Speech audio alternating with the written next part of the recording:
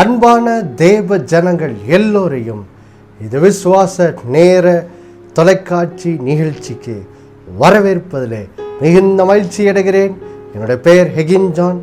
பிதாவாகிய தேவனாலும் கர்த்தராகிய இயேசு கிறிஸ்துவினாலும் உங்கள் எல்லோருடைய வாழ்விலும் கிருபையும் சமாதானமும் உண்டாவதாக என்று சொல்லி உங்களை வாழ்த்துவதிலே நான் மிகுந்த மகிழ்ச்சி அடைகிறேன்.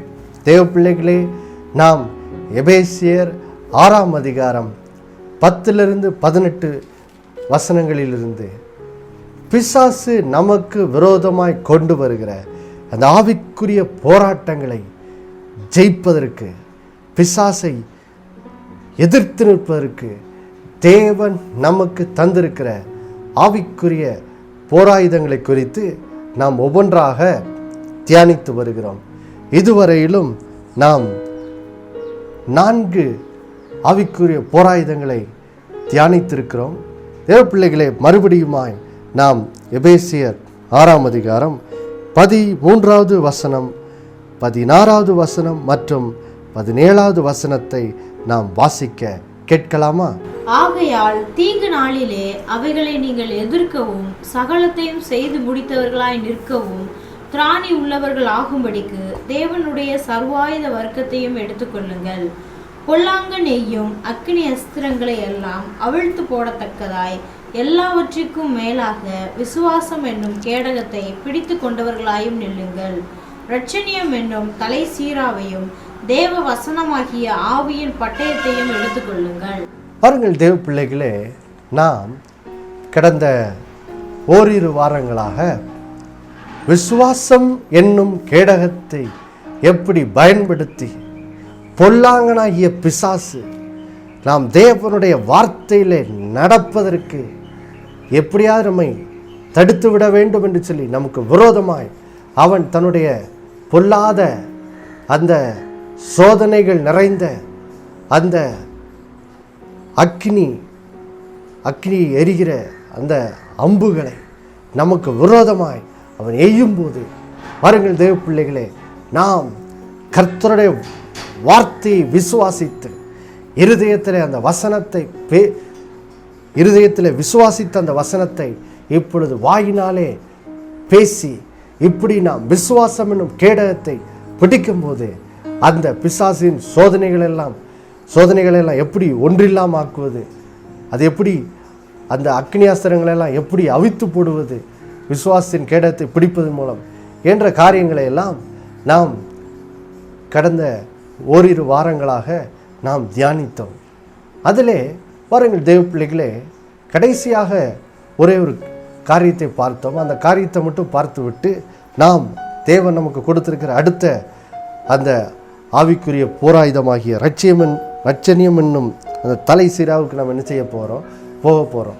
பாருங்கள் தேவ பிள்ளைகளே, கடந்த வாரத்தில் நாம் முடிக்கும்போது பார்த்தோம், வாழ்விலே நாம் தேவனுடைய வசனத்திலே நடக்கும்போது, அல்லது தேவன் நமக்கு கொடுக்கிற அந்த தனிப்பட்ட வாழ்க்கையின் கட்டளைகளுக்கு நாம் கீழ்ப்படியும்படி முன்னேறும்போது பிசாசு அதை தடுப்பதற்கு அவன் எய்கிற ஒரு அக்னி ஆஸ்திரமாகிய அம்பு, அது முக்கியமாக என்னதுன்னா அதுதான் அவிசுவாசம் என்னும் பாவம்.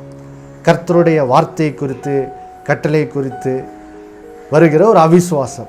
அப்போது பாருங்கள் தேவ பிள்ளைகளே, அந்த இதை எப்படி ஆபிரகாம் ரொம்ப எளிதில் மேற்கொண்டான் என்பதை பார்க்கிறோம். ஆபிரகாமுக்கு பாருங்கள் ரொம்ப ஒரு மிகப்பெரிய விசுவாச பரீட்சை போன்ற ஒரு காரியத்தை கர்த்தர் ஆதியாகமம் 22 என்ன செய்கிறார், வைக்கிறார். அது என்னது? பல வருடங்களாய் காத்திருந்து விசுவாசத்தில் பெற்றுக்கொண்ட குமாரனாகிய ஈசாக்க கர்த்தர் போய் மோரியா மலையில் போய் பலியிடும்படி என்ன செய்கிறார், கட்டளையிடுகிறார். ரொம்ப கஷ்டமான விசுவாச பரீட்சை தான். ஆனால் பாருங்கள் தேவ பிள்ளைகளே, ஆபிரகாம் இந்த விசுவாச பரீட்சையில் எந்த ஒரு கஷ்டமே இல்லாமல் ரொம்ப எளிதில் மிகப்பெரிய விதத்தில் இந்த சோதனையை என்ன செய்ய, இந்த பரீட்சையில் விசுவாச பரீட்சையில் அவர் வெற்றி பெறுகிறார் பாருங்கள். அப்போது அவர் தன்னுடைய வேலைக்காரர்களிடத்தில் ரொம்ப விசுவாசமாக சொல்கிறார், எப்பா நானும் என் பிள்ளையாண்டானும் என்ன செய்ய போகிறோம், போய் கர்த்தரை போய் மலையில் போய் தொழுது கொள்வோம், பலியிடுவோம். பலியிடும் போது அவனுக்கே தெரியும் யாரை பலியிட போகிறான், ஈசாக்கு தான் பலியிட போகிறான்னு சொல்லி. ஆனால் ஈசாக்கு தான் பலியிட போகிறான் தெரிஞ்சால் கூட அதோட ஈசாக்கு செத்து மரித்து போய்விடும், அதோட அவனோட வாழ்க்கை முடிந்தது என்று சொல்லி பாருங்க. ஆபிரகாம் அப்படி அவன் விசுவாசிக்கலை. அவன் விசுவாசத்தோடு சொல்கிறான். அவனை பலியிட்ட பிறகும் கூட கர்த்தர் ஏதோ ஒரு அற்புதம் செய்ய போகிறாரு, அதன் மூலம் அவன் திரும்ப உயிரோடு எழும்புவான். நானும் என் பிள்ளையாண்டான என்ன செய்ய போகிறோம், திரும்ப உங்களிடத்தில் வருவோம்ப்பா அப்படின்னு சொல்லி விசுவாசத்தோடு என்ன செய்கிறான், தன்னோட வேலைக்கார இடத்துல ஆதியாகமம் 22ஆம் அதிகாரம் 5வது வசனத்தில் என்ன செய்கிறான் சொல்லுகிறான் பாருங்க. அப்போது நம்ம எப்படி இப்படிப்பட்ட ஒரு விசுவாசம் எங்கேருந்துடா நம்ம ஆபிரகாமுக்கு வருது? எப்படி அவர் இப்படிப்பட்ட ஒரு கடினமான விசுவாச பரீட்சை நடுவில் எப்படி அவர் விசுவாசம் என்னும் கேடகத்தை அவர் எப்படி இவ்வளோ உறுதியாக பிடித்து கொண்டு நின்று ஒருவேளை மனதில் வரக்கூடிய அந்த பிசாசினுடைய அந்த அவிசுவாச அக்னியாஸ்திரங்கள்லாம் எப்படி மேற்கொண்டிருப்பார் என்பதை நம்ம எபிரேயர் 11 என்ன செய்தோம், வாசித்தோம். திரும்பவும் அங்கே செல்வம் பாருங்க. எபிரேயர் 11க்கு எபிரேயர் 11 எபிரேயர் 11ஆம் அதிகாரம். இப்பொழுது பாருங்கள் தேவ பிள்ளைகளே, 18வது வசனத்தை வாசிக்க கேட்போம். எபிரேயர் 11:18. ஈசாக்கினிடத்தில் உன் சந்ததி விளங்கும் என்று அவனோடே சொல்லப்பட்டிருந்ததே, இப்படிப்பட்ட வாக்குத்தத்தங்களை பெற்றவன் மரித்தோரிலிருந்து எழும்ப தேவன் வல்லவராய் இருக்கிறார் என்று எண்ணி. பாருங்கள் தேவ பிள்ளைகளே, விசுவாசம் என்னும் கேடகத்தை உறுதியாய் பிடித்து கொண்டவர்களாய் நாம் நிற்க வேண்டும் என்றால், வாழ்க்கையில் அந்த பிசாசு அந்த அவனுடைய அக்கினி ஆஸ்திரங்கள் நம்மை எப்படியாவது விழத்தள்ளும்படி, நம்முடைய விசுவாசத்தில் சோர்ந்து போக பண்ணும்படி, தேவனுடைய வார்த்தைக்கு கீழ்ப்படியாமல் நம்ம போக பண்ணும்படி செய்வதற்கு அவனுடைய அக்னி ஆஸ்திரங்களை எரியும் போது பாருங்க, அவைகளெல்லாம் விசுவாசம் என்னும் கேடகத்தை பிடிச்சி அந்த சோதனைகளை ஒன்றில்லாமல் பண்ணுவதற்கு திறவுகோலை இங்கே ஆபிரகாம் வாழ்க்கையிலிருந்து ஒரு முக்கியமான காரியத்தை கற்றுக்கொள்கிறோம். அது என்ன பாருங்கள் தேவ பிள்ளைகளே, ஆபிரகாம் எப்படிப்பட்டவனாக இருந்திருக்கிறான். அவன் எப்பொழுதுமே இரவும் பகலும் ஆண்டவர் தனக்கு பண்ணின வாக்கு தத்தங்களையே எப்பொழுதும் சிந்தித்து கொண்டிருக்கிற ஒரு மனிதனாய் அவன் காணப்படுகிறதை இங்கே நான் வாசிக்கிறோம். பாருங்க தேவ பிள்ளைகளே, இங்கே வேதம் சொல்லுது, அழகா சொல்லுது, ஈசாக்கினிடத்தில் உன் சந்ததி விளங்கும் என்று சொல்லி ஆபிரகாம் ஒரு வாக்கு தத்தத்தை பெற்றிருந்தபடியினால் அவனுக்குள்ள என்ன ஆச்சா, விசுவாசம் எழும்பிருச்சான். ஒருவேளை நான் போய் ஈசாக்கை பலியிட்டாலும் ஈசாக்கினிடத்தில் தான் என் சந்ததி விளங்கும் என்று தேவன் வாக்கு பண்ணியிருந்தபடினால தேவன் மரித்தோரிலிருந்தும் தேவன் என்ன பண்ணுவார், ஈசாக்கை எழும்பு பண்ணுவார், அதுக்கு அவர் வல்லவரார் இருக்கிறார் என்று சொல்லி இப்படிப்பட்ட ஒரு அசாதாரணமான ஒரு விசுவாசம் பாருங்க. அந்த விசுவாச ஆபிரகாமுக்கு சந்தித்த அந்த விசுவாச பரீட்சை நடுவில் இப்படிப்பட்ட ஒரு விசுவாசம் அவனுக்குள்ள உண்டாகிறத நம்ம பார்க்கிறோம். இப்படிப்பட்ட ஒரு ஆச்சரியமான விசுவாசம் ஆபிரகாமுக்கு உண்டாயிருந்துச்சு. ஏன்னா ஒரு கஷ்டமான விசுவாச பரீட்சையை கர்த்தர் அவனுக்கு அங்கே வைக்கிறார். போய் உன்னுடைய நேசகுமாரன் உன்னுடைய ரொம்ப பாசம் நிறைந்த பிள்ளையாகிய ஈசாக்கை போய் பலியிடுன்னு சொல்லுகிற ஒரு மிகப்பெரிய அந்த விசுவாச பரீட்சை. ஆனால் அப்படிப்பட்ட பரீட்சை நடுவில் அவருக்கு விசுவாசம் மிகப்பெரியதாக காணப்படுகிறது. இயேசு பாருங்க சொல்லுவார், ஸ்திரியே உன்னோட விசுவாசம் பெரிதுன்னு சொல்லி. அது அங்கே கானானிய ஸ்திரியை பார்த்து மத்திய 15. ஆனால் இங்கே ஆபிரகாமோட விசுவாசத்தை பார்க்கும்போது இது எதுவும் பெரிய விசுவாசம் இல்லை, இது ரொம்ப ரொம்ப மிக மிக மிக மிக பெரிய விசுவாசமாக இருக்குது. எப்படி ஆபிரகாம் வாழ்க்கையில் இப்படிப்பட்ட ஒரு விசுவாச பரீட்சை நடுவில் கர்த்தர் தனக்கு இப்படி தான் செய்வார். அவன் ஈசாக்க பலியிட சொல்லியிருக்கிறாரு. அது தேவன் சொல்லியிருக்க வாக்கு தத்துவத்துக்கு மாறாக இருந்தால் கூட பரவாயில்ல, அது மாறாக இருக்கிறதுனால ஈசாக்கின் இடத்துல தான் என் சந்ததி விலகுன்னு அவர் சொல்லிட்டபடினால் ஈசாக்கனை பலியிட்ட பிறகு அவனோட உயிரோட எழுப்பிடுவார்ப்பா. இப்படிப்பட்ட ஒரு அசாதாரண விசுவாசம் எப்படி ஆபிரகாம் வாழ்க்கையில் உண்டாயிருக்கக்கூடும் ஒரே ஒரு வழி தான் பாருங்கள்.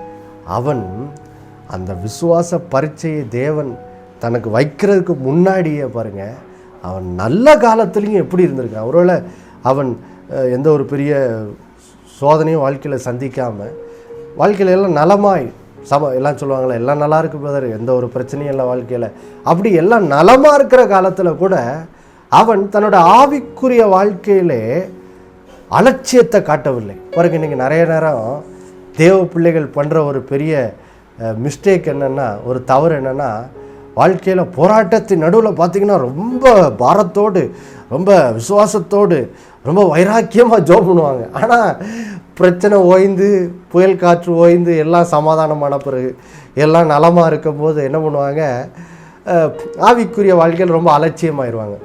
ஜெபிக்கிறது ஏதோ ஜெபம் பண்ணுவாங்க, ஆனால் அந்த வைராக்கியம் இருக்காது, ஆழமான விசுவாசம் இருக்காது. பைபிள் வாசிப்பாங்க, ஆனால் ஒரு தாகத்தோடு வாசிக்க மாட்டாங்க. கர்த்தர்கிட்ட பேசணும்னு ஒரு தாகத்தோடு வாசிக்க மாட்டாங்க. அப்போது ஆவிக்குரிய வாழ்க்கையில் ஒரு அலட்சியம் வந்துடுது பாருங்கள் நிறைய நேரம். ஆனால் இங்கே ஆபிரகாமோட வாழ்க்கையில் அப்படி அலட்சியம் இருந்த மாதிரி தெரியலை. அவன் எப்படிப்பட்டவனாக இருந்திருக்கிறான், எல்லாம் நலமாக எல்லாம் சமாதானமாக இருந்த நாட்களில் கூட அவன் தேவன் அவனுக்கு பேசின வாக்கு தத்தத்தை எப்பொழுதும் சிந்தித்து கொண்டிருக்கிறவனாகவே இருந்திருக்கிறான் பாருங்க. அதனால தான் திடீர்னு ஒரு நாள் கர்த்தர் அவனிடத்துல கடந்து வந்து ஒரு விசுவாச பரீட்சை வைக்கும்போது அந்த பரீட்சை அந்த தேவன் சொன்ன அந்த கட்டளை கீழ்ப்படிய அவர் 2 நிமிஷம் கூட யோசிக்கலை. டக்குன்னு கீழ்ப்படுகிறது மட்டும் இல்லை, பலியிடுன்னு சொன்னால் கூட பலியிடுறதுக்கு யோசிக்கவே இல்லை. ஏன்னா அவனுக்கு தெரியும் ஆண்டவர் உயிரோடு அவனை என்ன செய்வார், எழுப்பிடுவார். ஏன்னா இந்த மகன் மூலமாக தான் என் சந்ததி விளங்கணும். அப்போது என்ன இருந்திருக்கு பாருங்கள். இதுலேருந்து என்ன நம்ம கற்றுக்கொள்கிறோம், ஆபிரகாம் நல்ல காலத்திலையும் சமாதானம் நிறைந்த காலத்திலையும் அவனோட வாழ்க்கை சங்கீதம் 1:2 தான் என்ன செய்து இருந்திருக்குது பாருங்கள். சங்கீதம் 1:2 என்ன சொல்லுகிறது, நம்ம ஏற்கனவே நல்லா தெரிந்த வசனம். ஆனால் பாருங்கள், எவ்வளோ தான் வசனம் தெரிஞ்சாலும் திரும்ப திரும்ப அதை கேட்கறது நல்லது. ஏன்னா மனிதனுடைய அந்த ஆத்மாவுக்கு அடிக்கடி நினைப்பூட்டி கொண்டே இருக்க வேண்டிய ஒரு காரியம் செய்ய வேண்டியிருக்கு பாருங்கள். இல்லைன்னா நம்ம எளிதில் மறந்து போயிடுவோம் சில காரியங்களை. அப்போ திரும்ப நினைப்பூட்டும்படி அந்த வசனத்தை திரும்பவும் வாசிக்க கேட்போம். சங்கீதம் 1:2.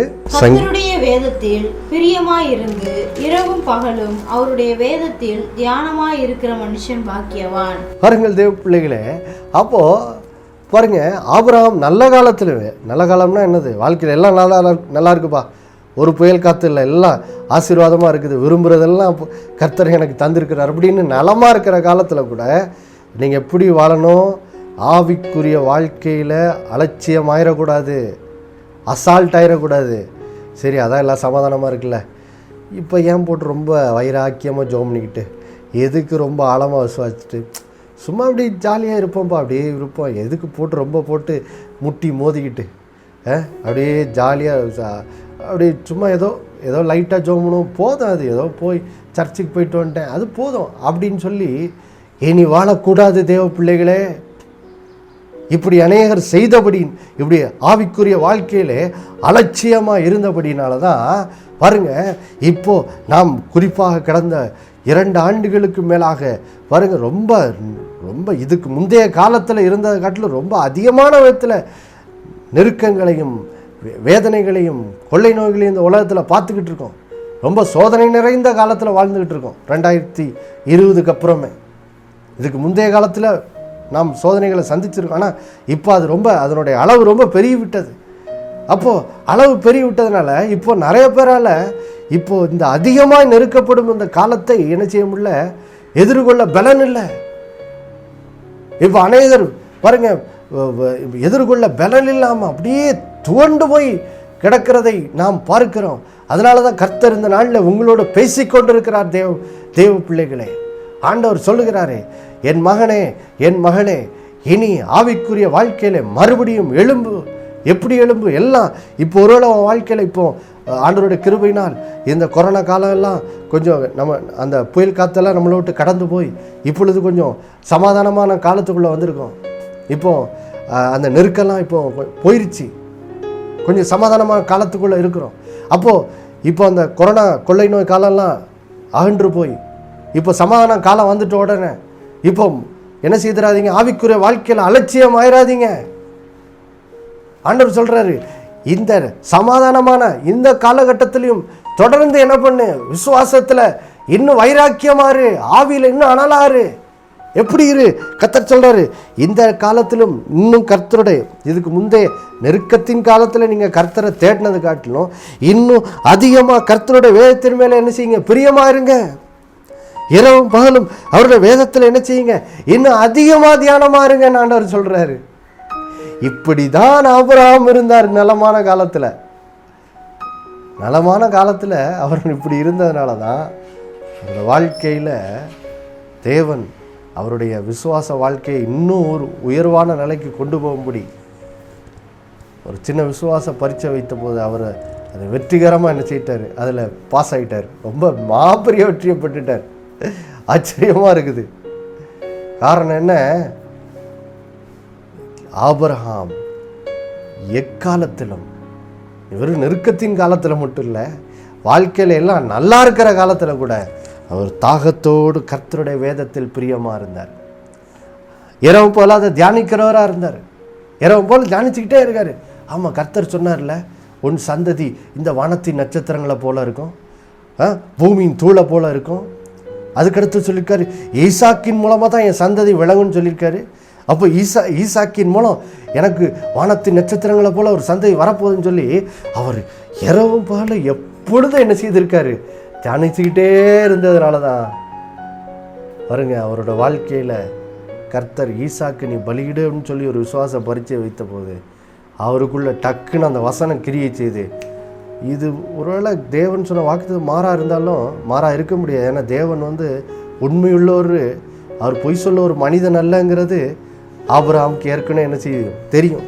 தெரிஞ்சதுனால தான் அவன் யோசிக்கிறான், அப்போ எப்படி இப்படி பலியிட சொல்லும்போது அப்போ தொடர்ந்து ஈசாக்கு இடத்துல எப்படி சந்ததி விளங்க முடியும்னோடனே ஆவியானவர் அவனுக்கு வெளிப்பாடை கொடுத்துட்டாரு. எப்போ தேவன், நீ தேவனோட வசனத்தை கீழ்ப்படிஞ்சினா பலியிட்ட ஈசாக்க பாரு, உயிரோடு மரித்தோர்லேருந்து கூட என்ன செய்வார், எலும்பு பண்ணிடுவார்ப்பா. அப்படிப்பட்ட தேவன் உனக்கு இருக்கிறாருங்கிறத அந்த வெளிப்பாட்டு ஆவியானவர் என்ன செய்கிறார், ஆபிரகாமுக்கு பேசி விடுகிறார் பாரு. அப்போது அந்த விசுவாசம் அவனுக்குள்ளே எழும்பின உடனே தான் அங்கே ஆதியாகமம் 22:5 2 முறை தைரியமாக அவர் அறிக்கை பண்ணுறாரு. வாசிக்கலாம் பாருங்கள், மறுபடியும் கதை கரைத்த வாசிக்கும். ஆதியாகமம் 22:5 வாசிப்போம் மறுபடியும். அப்பொழுது ஆபிரகாம் தன் வேலைக்காரரை நோக்கி, நீங்கள் கழுதையை நிறுத்தி இங்கே காத்திருங்கள், நானும் பிள்ளையாண்டானும் அவ்விடம் மட்டும் போய் தொழுது கொண்டு உங்களிடத்துக்கு திரும்பி வருவோம் என்றான். பாருங்க, முதல் முறை விசுவாசமாக சொல்கிறான். என்ன சொல்கிறான்? வேலைக்காரரை பார்த்து, எப்பா நான் மட்டும் கர்த்தரை தொழுதுட்டு பலிக்கிட்டு திரும்ப வரப்போகிறதில்ல, நான் திரும்ப வரும்போது ஈசா கூட தான் என்ன செய்ய போகிறேன், வரப்போகிறேன்னு சொல்லி விசுவாசமாக என்ன செய்கிறாரு, சொல்லிடுறாரு. அவிசுவாசப்படவே இல்லை. அடுத்தது திரும்ப அவரோட மகன் ஈசாக்கு அவரிடத்தில் கேள்வி கேட்குறான் பாருங்க. இப்போ 7வது வசனம் 8வது வசனம். அப்பொழுது ஈசாக்கு தன் தகப்பனாகிய ஆபிரகாமை நோக்கி, என் தகப்பனே என்றான். அதற்கு அவன், என் மகனே, இதோ இருக்கிறேன் என்றான். அப்பொழுது அவன், இதோ நெருப்பும் கட்டையும் இருக்கிறது, தகன பலிக்கு ஆட்டுக்குட்டி எங்கே என்றான். அதற்கு ஆபிரகாம், என் மகனே, தேவன் தமக்கு தகன பலிக்கான ஆட்டுக்குட்டியை பார்த்து கொள்வார் என்றான். அப்புறம் இருவரும் கூடி போய். பாருங்கள் தேவ பிள்ளைகளே,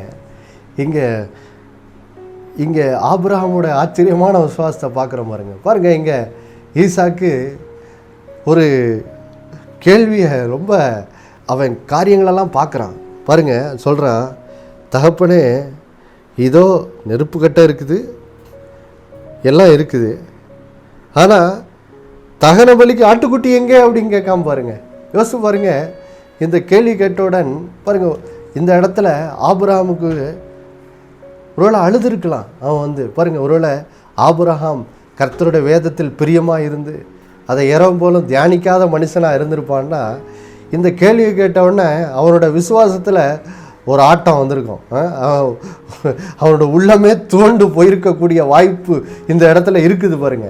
ஏன்னா ஈசாக்கு ரொம்ப குறிப்பாக கேட்குறான், என் தகப்பனே, இதோ நெருப்புக்கு கட்டையெல்லாம் இருக்குது, பலியிடுவதற்கான வேண்டிய எல்லா காரியமும் இருக்குது. ஆனால் பலியிடுறதுக்கு வேண்டிய ஆட்டுக்குட்டி மட்டும் காணுமே, வெறும் நெருப்பு கட்டையோட மட்டும் போகிறோமே. எங்கே தகப்பனே ஆட்டுக்குட்டி எங்கே அப்படின்னு கேட்காம பாருங்க. இந்த சூழ்நிலையில் பாருங்க, ஒருவேளை ஆபிரகாம் ஒரு நிமிடம் சோதிக்கப்பட்டிருக்கலாம். ஏன்னா சோதனை வரும் பாருங்க இந்த இடத்துல, இந்த மாதிரி நேரத்தில் தான் இயற்கையாக பாருங்க. ஒருவேளை ஆண்டோட வார்த்தை ஏறும் போல தியானிக்காத மனுஷனாக இருந்தால் இந்த இடத்துல என்ன பண்ணியிருப்பான்? அவ்வளோதான், அழுது புலம்பி, மகனே நீ தாண்டா இந்த பலி, பாடுறா கர்த்தர் உன்னை போய் பலியிட சொல்லிட்டாரா, நான் என்னடா பண்ணுவேன் அப்படின்னு சொல்லி பாருங்க. ஒருவேளை ஆபிரகாம் இந்த இடத்துல ஒரு மாம்சீகமாக மனுஷனாக இருந்திருந்தேன்னா பாருங்க, வெளியில் ஒருவேளை கீழ்ப்படிக்கிற மாதிரி கீழ்ப்படிஞ்சிருப்பார். ஆனால் இருதயத்தில் என்ன பண்ணியிருப்பார்? அழுதுகிட்டே தேவனை திட்டிக்கிட்டே என்ன செய்திருப்பார்? போய் கீழ்ப்படிஞ்சிருப்பார். உலகப்பிரகாரம் மனுஷன் அப்படி தான் இருந்திருப்பான்.